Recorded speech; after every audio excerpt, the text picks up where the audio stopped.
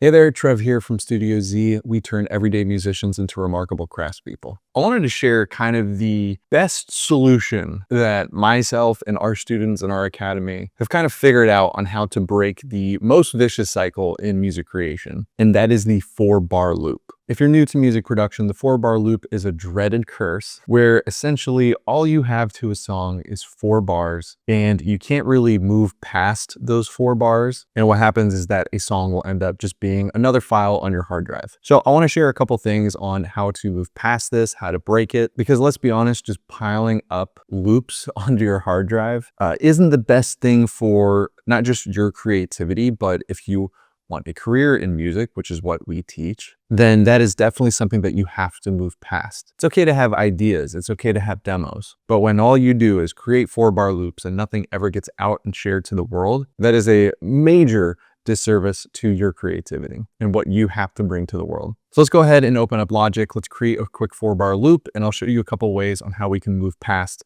getting stuck in the cycle. So when we first open a project, what's the first thing that we do? Usually it's just to start building layers. All right, I'm just gonna start with drums. I'm gonna lay down a quick little loop. All right, so this is longer than a 4-bar, this is an 8-bar loop, but we have some drums. All right, now we need a bass. Let's add something on there.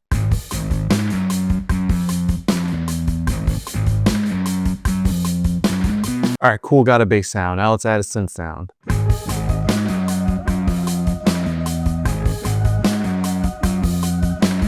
All right, let's add another synth to layer on the bass.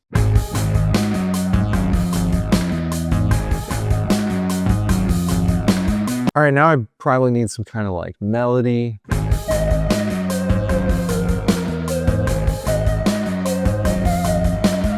All right, great, that's a bunch of layers, but what do we have here? Like, let's just play it for a second, really listen to what's going on.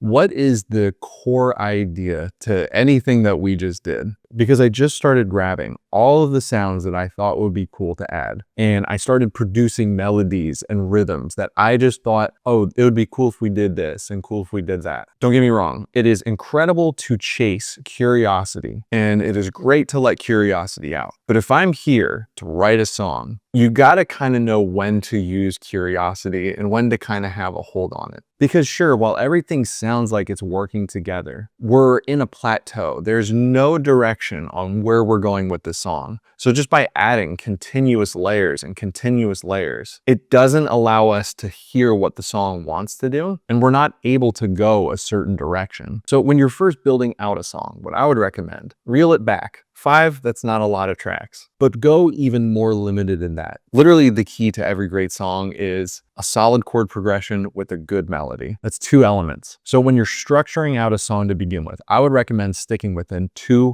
elements. And like I said, those 2 elements is your chord progression and melody. So the first mistake that I made, like I said, was just continuing to add layers and developing the song vertically, when instead I need to be focusing on developing the song horizontally. Let's just mute these layers for now. What is the core idea in which we're going for? One could say it's this bass right here.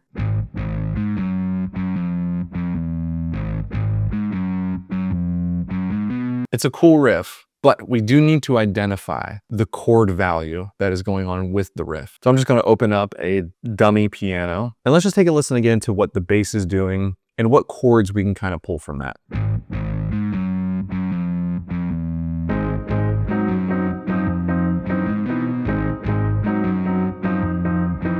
There is something interesting that can be pulled from there.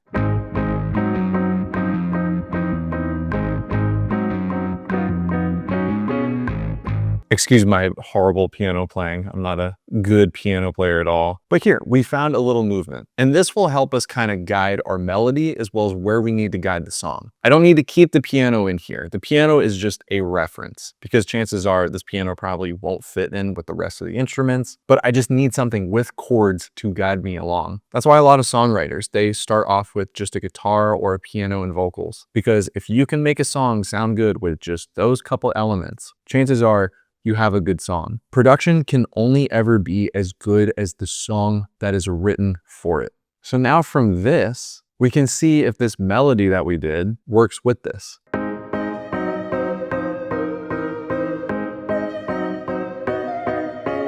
So not exactly. I think some things can be tweaked about it. But let's now write a melody for this piano. Something with a little more backing, again, with fuller chords.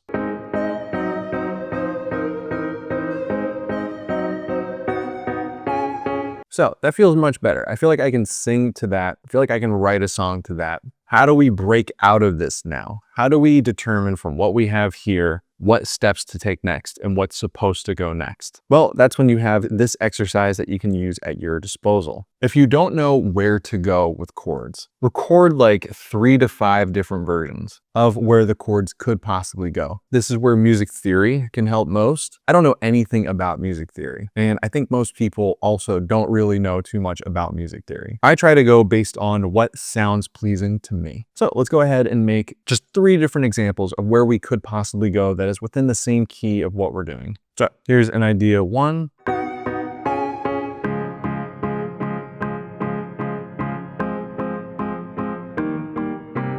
I'm just going to kind of keep these ideas short. Here's idea number 2.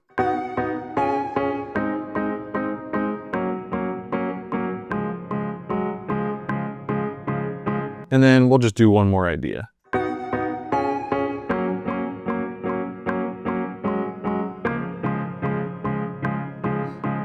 Let me just fix that last little note. So now we have 3 different variations. So what we're going to do now is play the main idea compared against these 3 different chord progressions that we came up with. And yeah, it is a little painstaking to do this, but the more you do this, the more that you're actually going to build up your recognition of where chords should go and what feels natural to a song. So let's just play all of them and see which one sounds the best. So here's the first one.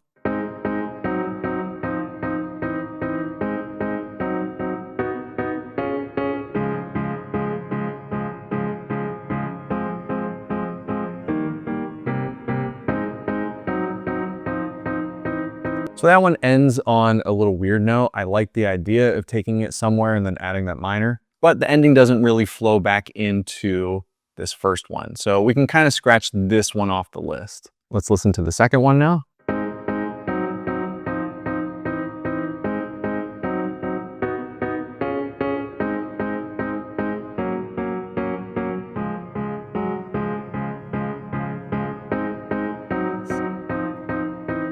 So that one flows pretty nicely back in. And let's listen to the third one.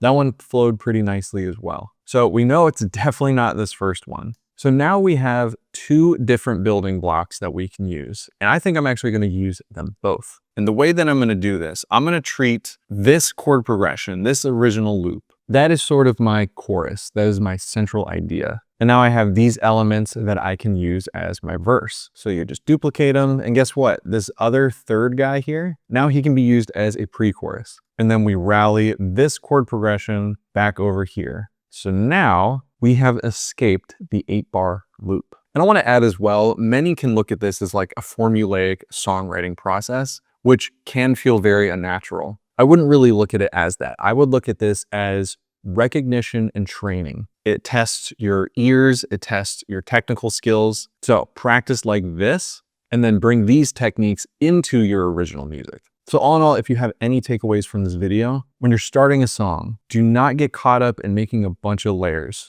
Start with the arrangement, because the arrangement will then help guide the layers that you want to add. I hope that this video was helpful to you. If it was, I hope you consider subscribing. We're also excited to announce the 90-day production bootcamp, where in 90 days, I'm going to mentor you into making better music. This is a full hands-on mentorship where every week for 12 weeks, you're going to go through a set of lessons, submit homework, and myself and the studio team are going to leave guided feedback to help you navigate your own sound and journey. So just to be clear on what this is, it's not just some course that you take and complete. Now, the goal is to understand the principles and allow us to help you shape the sound that you want to make. because let's face it, who doesn't want to make the music that we hear in our head? But we just opened and we are only taking a limited number of applications in because again, we want the time and attention to be with those students to really help them shape their craft. So link is in the description for that. Again, hope this video was of value to you and we'll see you in the next video.